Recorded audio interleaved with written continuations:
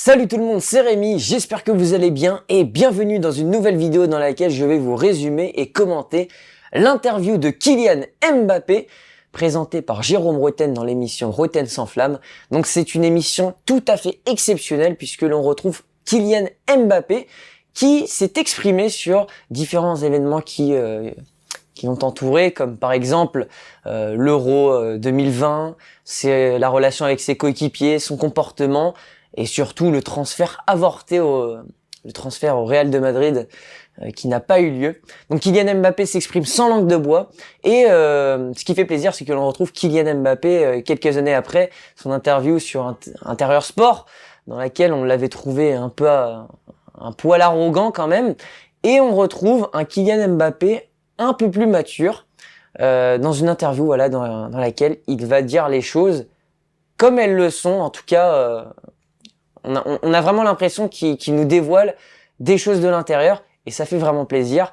Donc nous allons commencer par parler tout d'abord du début de saison de Kylian Mbappé. Donc dans un premier temps, Kylian nous parle du début de saison du PSG, de son nouveau rôle au sein du trio offensif dans l'axe entre Neymar et Messi. Il reste dans l'axe pour prendre la profondeur, mais va aussi sur l'aile pour laisser de l'espace à Messi à l'intérieur. Avec l'arrivée de Messi, il faut apprendre à jouer différemment, et avec la qualité technique de ses deux coéquipiers, le danger peut arriver de partout. Jérôme Rotten revient sur le clochard lancé sur le banc par Kylian Mbappé après sa sortie lors du match contre Montpellier. Kylian en rigole.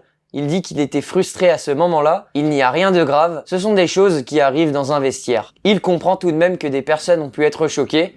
Il aurait dû prendre davantage sur lui. La deuxième partie de l'interview est consacrée à l'Euro 2021. Rotten va droit au but et parle de la déclaration de Giroud après le match de la Bulgarie, une interview dans laquelle Giroud accusait Mbappé de ne pas lui faire de passe. Kylian commence par dire qu'il n'a rien contre Giroud et qu'il serait content de le revoir en sélection. Il confirme que les propos évasifs de Giroud lui étaient bien destinés. Comme il l'avait expliqué lors d'une conférence de presse, il dit que Giroud et Benzema n'ont pas le même profil de jeu, qu'il n'a rien contre lui, et qu'il ne peut pas trouver Giroud de la même manière puisque Benzema est plus mobile et qu'il vient chercher le ballon à 60 mètres des buts. Mbappé parle ensuite de son cas en équipe de France. Même si son statut en équipe de France a changé, il n'a jamais voulu s'élever au-dessus du collectif. Il a été très déçu d'avoir loupé son penalty à l'Euro, ses coéquipiers étaient déçus, il n'y a pas eu de tension, les joueurs sont même venus le voir dans les vestiaires pour voir s'il allait bien. Il conclut cette deuxième partie en affirmant qu'ils feront tout pour remporter la prochaine Coupe du Monde. Dans cette troisième partie qui est la plus intéressante, Kylian Mbappé nous parle du mercato et de son transfert avorté. Il commence par expliquer qu'il a informé tout le monde au sein du club qu'il souhaitait quitter le PSG. Il a annoncé son départ assez tôt, fin juillet, afin que le club puisse obtenir une indemnité de transfert pour pouvoir obtenir un remplaçant de qualité. Le club ne souhaitait pas le vendre et il a accepté de rester jusqu'à la fin de son contrat. Il avait envie de partir, mais explique que le monde du football est fait de telle manière que l'on ne sait jamais de quoi demain sera fait, en prenant pour exemple l'arrivée de Messi. Kylian dit qu'il a été choqué par les propos de Nasser, qui a dit lors de la conférence de presse de Messi qu'il ne partira pas libre. Mais il explique qu'il a pris ces mots comme une marque d'affection, que Nasser est un passionné qui défend les couleurs de son club. Plus surprenant, on apprend que le PSG n'est pas revenu vers Mbappé pour lui faire de nouvelles offres, qu'il n'y a jamais eu 6 ou 7 offres de prolongation, et que lui s'entend toujours très bien avec ses dirigeants. Mbappé dit qu'il n'a jamais mis la pression aux dirigeants et qu'il ne leur a jamais demandé de rendre Paris plus compétitif. Dans la quatrième et dernière partie de cette interview, Rotten a axé la discussion autour de la personnalité de Kylian. Kylian explique qu'il accepte les critiques, que ça fait partie de son métier puisque c'est une personnalité publique. Il nous dit qu'il ne peut pas toujours répondre franc jeu, dévoiler sa personnalité, puisqu'il y a des codes à respecter. C'est un sport regardé dans le monde entier, et il ne peut pas dire n'importe quoi. Kylian dit qu'il n'a pas de problème avec les critiques que l'on peut lui faire, il avoue avoir fait des erreurs et dit qu'il en fera sûrement encore. Suite à l'annonce de son départ, il explique qu'il comprend que les Parisiens les sifflaient, c'est de la frustration. Les supporters n'étaient pas au courant de tout ce qu'il se passait en interne. Il prend ces sifflets comme une marque d'affection. Rotten le questionne ensuite sur les figures qui l'ont inspiré. Mbappé nous dit que plus jeune, il était fan de Cristiano Ronaldo et qu'aujourd'hui il s'inspire de plusieurs personnes, notamment de Michael Jordan. Il termine par dire que le parcours en Ligue des Champions sera difficile, qu'il y a de grandes équipes avec un collectif vraiment ancré et que le PSG doit créer quelque chose de nouveau très rapidement. Voilà, c'est comme ça que se conclut cette interview de Kylian Mbappé. Donc, Premièrement, on peut dire que c'est une interview qui est vraiment très intéressante puisqu'on a accès, grâce à lui, à l'inside de ce qui s'est passé durant le mercato, au sein du PSG et au sein de l'équipe de France. On peut peut-être regretter du fait que cette interview n'ait pas été réalisée un peu plus tôt pour désamorcer toutes les polémiques autour de lui. Donc apparemment, c'est sa mère qui l'a poussé à faire cette interview pour justement peut-être mettre en avant davantage sa personnalité, puisque on peut le dire à travers cette interview, il gagne en sympathie, puisque dans l'interview Kylian nous parle sans langue de bois sur des sujets assez épineux et récents, et d'autres qui ne sont pas encore terminés, puisqu'il nous parle de son peut-être futur transfert au Real de Madrid. Malgré tout, on peut quand même relever que peut-être certaines incohérences dans cette interview, ou en tout cas, peut-être que Jérôme Bretagne aurait pu davantage le pousser dans ses retranchements. Notamment, on pourrait commencer d'abord par la thématique de l'Euro avec Olivier Giroud, lorsqu'il dit que Giroud et Benzema n'ont pas le même profil, du coup, certaines situations, il pense c'est normal de faire moins de passes à Giroud, mais ce qu'on avait sûrement, ce qui aurait sûrement dû pointer du doigt Jérôme Bretagne, c'est que là où ça ne va pas, c'est quand Mbappé préfère faire un dribble plutôt qu'une passe, alors que Giroud est vraiment libre dans la surface de réparation et que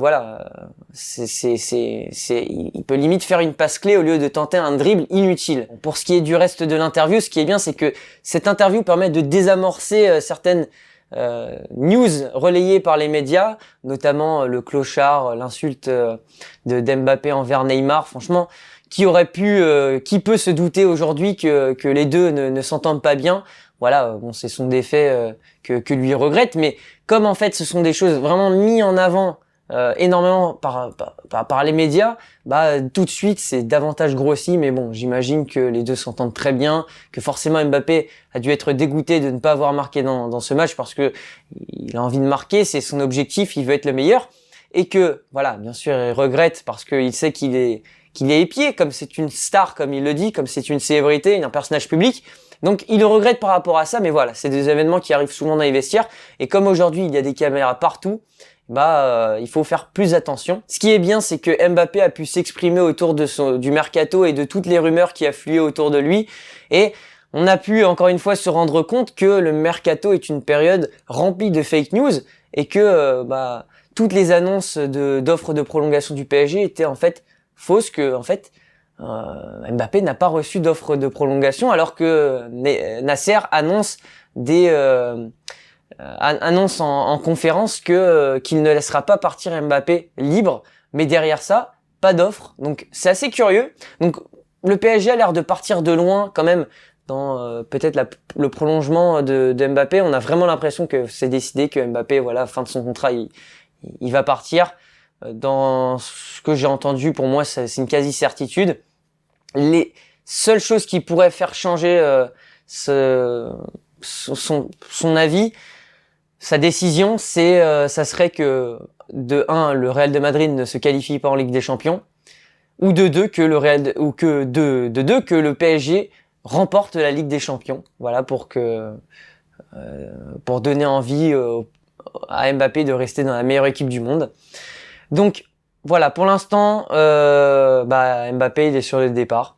Après, il a dit qu'il avait annoncé ça fin juillet, qu'il voulait que le club et lui-même en sortent grandis, donc du fait qu'il pourrait tirer une indemnité de transfert pour recruter un autre joueur derrière. Mais ce qui est un peu dommageable, c'est que peut-être que Roten aurait dû un peu plus piquer là-dessus. C'est du fait que, certes, il a annoncé fin juillet qu'il voulait partir. Certes, le PSG aurait pu toucher une plus grosse indemnité de transfert, mais derrière ça, est-ce que le PSG aurait pu recruter un joueur de la même trempe que Kylian Mbappé à ce moment précis? Je ne pense pas, puisque si Mbappé part, le joueur qui doit le remplacer, c'est Haaland. Et Haaland, il pourra partir qu'à partir de la saison prochaine. Même si le PSG récupère plus de 100 millions sur son transfert,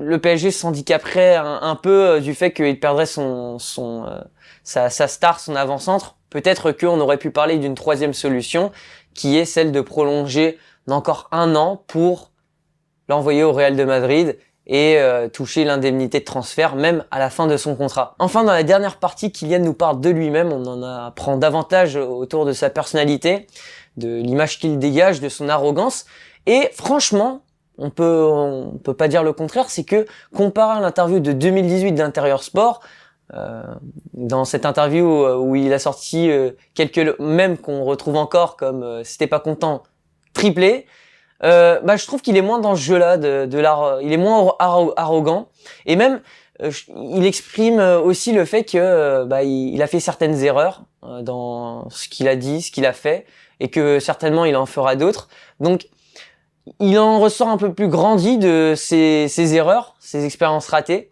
Et voilà, après, il est encore jeune, du coup, il a encore une marge de progrès au niveau de ça.